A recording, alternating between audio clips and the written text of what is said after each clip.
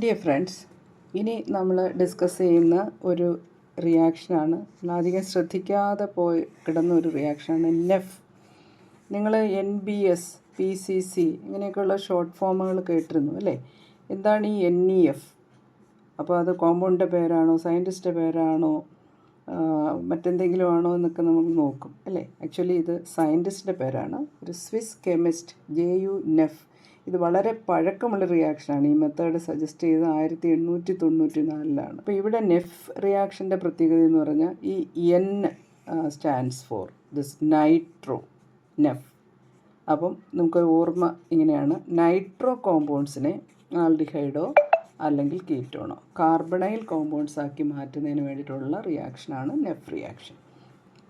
അപ്പോൾ ഈ nitro compound എങ്ങനെയാണ് എക്സിസ്റ്റ് ചെയ്യുന്നത് എന്ന് നമുക്കൊന്ന് മനസ്സിലാക്കണം. അതുപോലെ ഈ നെഫ് റിയാക്ഷന് ഒരു പ്രത്യേകത കൂടിയുണ്ട്. അത് primary and secondary nitro compounds, അതായത് ആൽഫ ഹൈഡ്രജൻ ഉണ്ടായിരിക്കണം, ആൽഫ ഹൈഡ്രജൻ ഉള്ള നൈട്രോ കോമ്പൗണ്ട്സ്. അപ്പോൾ അത് പ്രൈമറി സെക്കൻഡറി മാത്രമാണ് അങ്ങനെ ചെയ്യുന്നത്. അങ്ങനെയുള്ള നൈട്രോ കോമ്പൗണ്ട്സിലാണ് ഈ ഒരു കൺവേർഷൻ നടക്കുന്നത്. ഇതിൻ്റെ മീഡിയം റിയാക്റ്റൻസ് എന്ന് പറയുന്നത് NaOH, സോഡിയം ഹൈഡ്രോക്സൈഡും അതുപോലെ തന്നെ H2SO4 ആണ്. ഈ രണ്ട് റിയേജൻ്റാണ് ഇവിടെ യൂസ് ചെയ്യുന്നത്.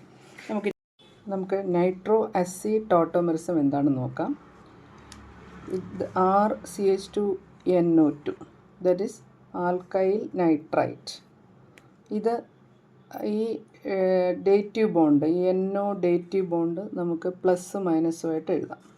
അപ്പോൾ ഇത് എഴുതി കഴിഞ്ഞാൽ നിങ്ങൾക്ക് ഒരു കൺഫ്യൂഷനാണ്, ചാർജ് വരുന്ന. ഇനി ഓക്സിജൻ ഷിഫ്റ്റൊക്കെ വരുമ്പോൾ നമുക്ക് റിയാക്ഷൻസൊക്കെ മനസ്സിലാക്കാൻ കുറച്ച് ബുദ്ധിമുട്ട് വരും. അതുകൊണ്ട് ഞാൻ ഈ ഒരു ഫോം തന്നെയാണ് എടുക്കുന്നത്. ഇത് ഒരു ഇക്വലൻ്റ് ഫോംസ് ആണ്.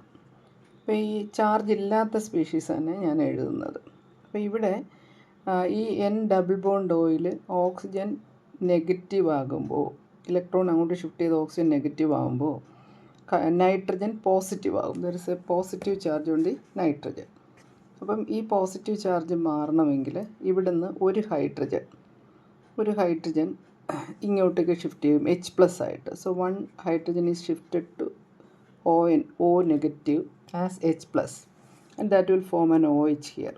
അപ്പോൾ എന്ത് സംഭവിക്കുന്നു? ഇവിടെ H+ ആയിട്ട് പോകുമ്പോൾ കാർബൺ നെഗറ്റീവ് ആയിരിക്കും, അതായത് ലോൺ പെയർ ഓഫ് ഇലക്ട്രോൺസ് അവിടെയുണ്ട്. അപ്പോൾ ആ ലോൺ പെയർ ഇങ്ങോട്ട് ഷിഫ്റ്റ് ചെയ്തിട്ട് നൈട്രജൻ്റെ പോസിറ്റീവ് ചാർജ് ഡിസപ്പിയർ ചെയ്യുന്നു. So there is A carbon nitrogen double bond. അപ്പം ഇങ്ങനെ ഇവിടെ ആൽഫ ഹൈഡ്രജൻ ഉള്ള കോമ്പൗണ്ടിന് മാത്രമേ ഈ ഒരു നൈട്രോ അസീടോട്ടോമെറിസം എക്സിബിറ്റ് ചെയ്യാൻ പറ്റുള്ളൂ.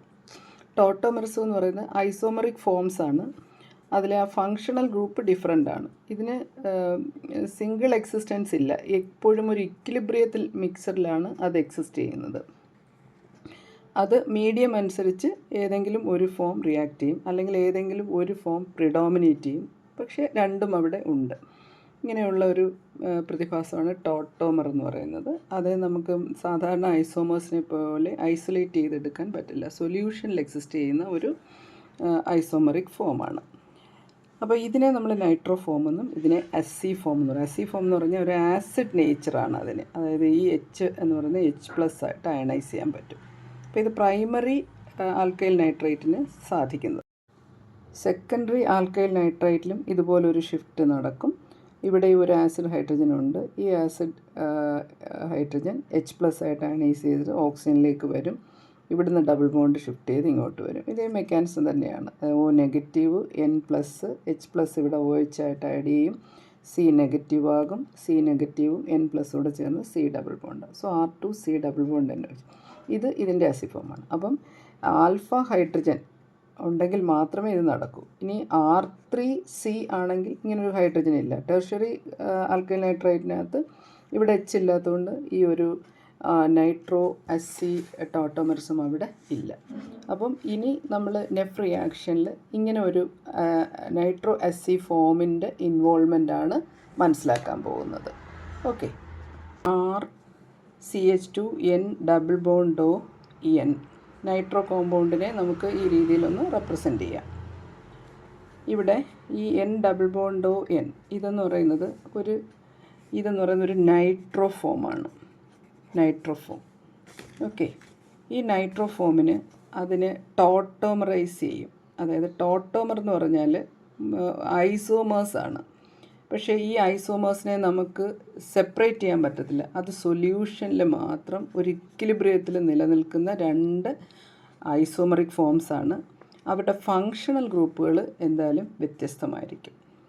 അപ്പോൾ ഇവിടെ നമുക്ക് നോക്കാം N ഡബിൾ ബോണ്ട്. അപ്പോൾ നിങ്ങൾ ഇതുപോലെ കീറ്റോ ഈനോൾ ടോട്ടോമറിസം എന്ന് കേട്ടിട്ടുണ്ട്. കീറ്റോൺ അതായത് ഡബിൾ ബോണ്ട് ഉള്ള ഒരു കോമ്പൗണ്ട്, അതിനുശേഷം അത് ഡബിൾ ബോണ്ട് കാർബൺ ഡബിൾ ബോണ്ടും ഒരു OHുമുള്ള കോമ്പൗണ്ടായിട്ട് മാറും. അപ്പോൾ ഒരു കീറ്റോണിനെ നമുക്ക് ഈൻ ഓൾ അങ്ങനെ മാറ്റുന്നതാണ് കീറ്റോ ഈനോൾ ടോട്ടോമറിസം. അതുപോലെ തന്നെ റിങ് ചെയിൻ ടോട്ടോമറിസം, നമ്മൾ ഗ്ലൂക്കോസിൻ്റെ അനോമർ ഫോർമേഷനിൽ ആ പൈറനോസ് റിംഗ് സ്ട്രക്ചർ ഫോം ചെയ്യുന്നിടത്ത് ഒരു ക്ലോസ്ഡ് റിംഗ് സ്ട്രക്ചറും ഒരു ഓപ്പൺ ചെയിൻ സ്ട്രക്ചറും ഉണ്ട്. അതിനെ റിംഗ് ചെയിൻ ടോട്ടോമറിസം എന്നാണ് പറയുന്നത്. അപ്പോൾ ഇത്തരത്തിലുള്ള ചില കാര്യങ്ങളും കൂടെ ഇതിനകത്ത് ഉണ്ട്. അപ്പോൾ ഇവിടെ നമ്മൾ നോക്കുന്നത് നൈട്രോ അസീഫോമാണ്. ഇതാണ് നൈട്രോ നമ്മൾ അസീഫോം എന്ന് പറയുന്നത്. ഈ അസീഫോം അസിഡിക്കാണ്. ഈ OHൽ ഈ H എന്ന് പറയുന്നത് അസിഡിക്കാണ്. അതുകൊണ്ട് അതാണ് ആസിഡ് ഫോമാണ് അസീഫോം എന്ന് പറയുന്നത്. ആ OH സോഡിയം ഹൈഡ്രോക്സൈഡുമായിട്ട് ട്രീറ്റ് ചെയ്യുമ്പോഴത്തേക്കും ഈ H+ ആയിട്ട് ഇതിനെ മാറ്റിയിട്ട് അവിടെ Na+ കയറി അറ്റാച്ച് ചെയ്യും. അങ്ങനെ അവിടെ O- Na+ സോൾട്ട് ആയിരിക്കും ഇത്. ഓക്കെ, ഇതൊരു സോൾട്ട് ഫോർമേഷനാണ്. അപ്പോൾ നെഫ് റിയാക്ഷനിൽ ഇതാ ചെയ്യുന്നതെന്ന് വെച്ചാൽ ഈ നൈട്രോ കോമ്പൗണ്ട്, അപ്പോൾ നമ്മൾ മനസ്സിലാക്കിയിരിക്കുന്നു നൈട്രോ കോമ്പൗണ്ടിന് ഒരു അസീഫോമും കൂടെ ഉണ്ട്. അതുകൊണ്ട് ഈ അസീഫോമാണ് വേഗത്തിൽ NaOHുമായിട്ട് റിയാക്ട് ചെയ്തിട്ട് അതിൻ്റെ സോഡിയം സോൾട്ട്, അപ്പം ആസിഡിൻ്റെ സോഡിയം സോൾട്ടാണ് അവിടെ ഉണ്ടാകുന്നത്. ഇതിനെ നമ്മൾ അസിഡിഫൈ ചെയ്യുമ്പോൾ ഇത് നോർമലി ഇങ്ങനെ ഇരിക്കുവാണ്. പക്ഷേ ഇവിടെ ആസിഡ് ആഡ് ചെയ്യുമ്പോഴാണ് എന്ത് സംഭവിക്കുന്നത്, ഒരു സഡൻ അവിടെ എല്ലാം ഒരു അബ്രപ്റ്റായിട്ട് ഒരു ബോണ്ട് ബ്രേക്കിംഗ് നടക്കുക. നമ്മൾ പ്രതീക്ഷിക്കാത്ത രീതിയിൽ C ഡബിൾ ബോണ്ട് N ആണ് ബ്രേക്ക് ചെയ്യുന്നത്. എന്നിട്ട് ഒരു ചേഞ്ച് വരുന്നത് എന്താണെന്ന് വെച്ചാൽ 2 മോളിക്യൂൾ റിയാക്ട് ചെയ്യുന്നതായിട്ട് നമുക്ക് എടുക്കേണ്ടി വരും. കാരണം തീർച്ചയായിട്ടും Na+നെ ആൽക്കലൈൻ മീഡിയത്തിലാണ്, H2SO4 ഒഴിക്കുമ്പോൾ അത് OH ആയിട്ട് അങ്ങ് മാറും. അപ്പോൾ നമുക്ക് ഇവിടെയും ഒരു H എടുത്തിട്ട് ഒരു മോളിക്യൂളൂടെ എഴുതി നോക്കിയാൽ ഇവിടെ നിന്ന് RCH ഡബിൾ ബോണ്ടോ ഇവിടെ നിന്ന് ബോണ്ട് അങ്ങ് ബ്രേക്ക് ചെയ്യുകയാണ്. ബ്രേക്ക് ചെയ്തിട്ട് ഒരു ഓക്സിജൻ ഇവിടെ ആഡ് ചെയ്യുകയാണ്. അപ്പോൾ 2 മോളിക്യൂൾ ഫോം ചെയ്യുമ്പോൾ ഈ നൈട്രജനെ വിട്ടിട്ട് നമുക്ക് ഇങ്ങനെ എടുക്കാൻ പറ്റും. RCH ഡബിൾ ബോണ്ടോ 2 മോളിക്യൂളിൻ്റെയും RCH ഡബിൾ ബോണ്ടോ ആയി. ഇപ്പോൾ 2 മോളിക്യൂളിൻ്റെയും നൈട്രജൻ അവിടെ ഉണ്ട്. അപ്പോൾ N2 കിട്ടി. പിന്നെ ഇവിടെ 2 OH ഉണ്ട്, 2 മോളിക്യൂളിൻ്റെ OH ഉണ്ട്. അപ്പം N2ഉം ഒരു ഓക്സിജനും എടുത്തിട്ട് N2O കിട്ടി. പിന്നെ 2ലെയും OH എന്നപ്പോൾ 2 ഹൈഡ്രജനും ഒരു ഓക്സിജനും ഉണ്ട്, അതിൽ നിന്ന് H2O. ഓക്കെ, അപ്പോൾ 2 മോളിക്യൂൾസ് റിയാക്ട് ചെയ്തിട്ട് നമുക്ക് 2 മോളിക്യൂൾസ് ഓഫ് ആൽഡിഹൈഡും 1 മോളിക്യൂളിൽ N2Oയും 1 മോളിക്യൂൾ വാട്ടറും ഫോം ചെയ്യും. അപ്പോൾ നിങ്ങൾക്കത് ആഡ് ചെയ്ത് നോക്കാവുന്നതാണ്. അടുത്തായിട്ട് സെക്കൻഡറി നൈട്രോ കോമ്പൗണ്ട്സ് ആണ്. R2CH N ഡബിൾ ബോണ്ടോ ആണെങ്കിൽ ഇതേപോലെ ഇതിന് ഈ ടെക്സ്റ്റിൽ വേണമെങ്കിൽ ഇതൊരു പോസിറ്റീവ് നെഗറ്റീവായിട്ട് കൊടുക്കുന്നുണ്ട്. നമുക്കതെല്ലാം കൂടെ കൺഫ്യൂഷൻ ആകുന്നതുകൊണ്ട് ഇത് ഇങ്ങനെ തന്നെ ഇട്ടിരിക്കുകയാണ്. അപ്പോൾ നമുക്ക് എളുപ്പമുണ്ട് മനസ്സിലാക്കാൻ. ഈ N ഡബിൾ ബോണ്ടോയ്ക്ക് മാത്രം ചേഞ്ച് വരുന്നത് നോക്കിയാൽ മതിയല്ലോ. അപ്പോൾ ഇവിടെ അസിഡിക് ഹൈഡ്രജൻ വീണ്ടും ഉണ്ട്. ഈ ഹൈഡ്രജൻ ഇതേപോലെ ഷിഫ്റ്റ് നടന്നിട്ട് ഈ ഹൈഡ്രജൻ ഈ ഓക്സിജൻ്റെ അടുത്തേക്ക് വരുമ്പോൾ NOH ആവും. അപ്പോൾ R2CH മാറി, ഇവിടുന്ന് CH2 മാറി CH ആയ പോലെ ഇവിടെ CH ആയിരുന്നത് C മാത്രമായി, C double bond N OH. As usual ഇവിടെ NaOHൻ്റെ പ്രസൻസിൽ അത് ONA സോൾട്ട് ഫോം ചെയ്യും. എന്നിട്ട് ഇത് O- Na+ വരും. അസിഡിഫൈ ചെയ്യുമ്പോഴത്തേക്ക് ഇവിടെ H വരും. അപ്പം ഈ ഒരു H കൊണ്ട് നമുക്ക് H2O കിട്ടത്തില്ലല്ലോ. അപ്പോൾ ഇത് 2 മോളിക്യൂൾ എടുത്താലാണ് ഒരു H2O മോളിക്യൂൾ കിട്ടുന്നത്.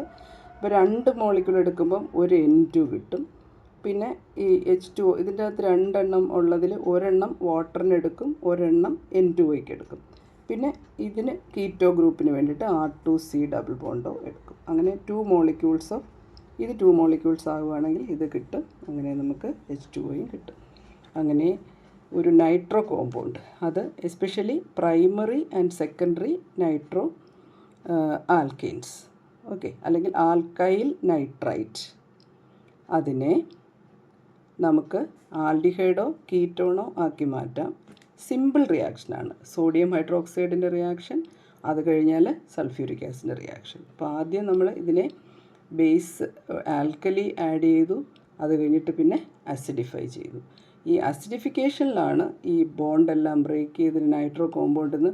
അപ്പോൾ ഇതിൻ്റെ ഒരു ഹൈലൈറ്റ് എന്ന് പറയുന്നത് നൈട്രസ് ഓക്സൈഡ് റിലീസ് ചെയ്യുന്നു എന്നുള്ളതാണ്. നൈട്രസ് ഓക്സൈഡ് ഫോം ചെയ്യുകയും ചെയ്യുന്നു, നമുക്ക് ആൽഡിഹൈഡും കീറ്റോണും കിട്ടുന്നു, depending on the nature of the alkyl nitrite. If it is primary, you get an aldehyde.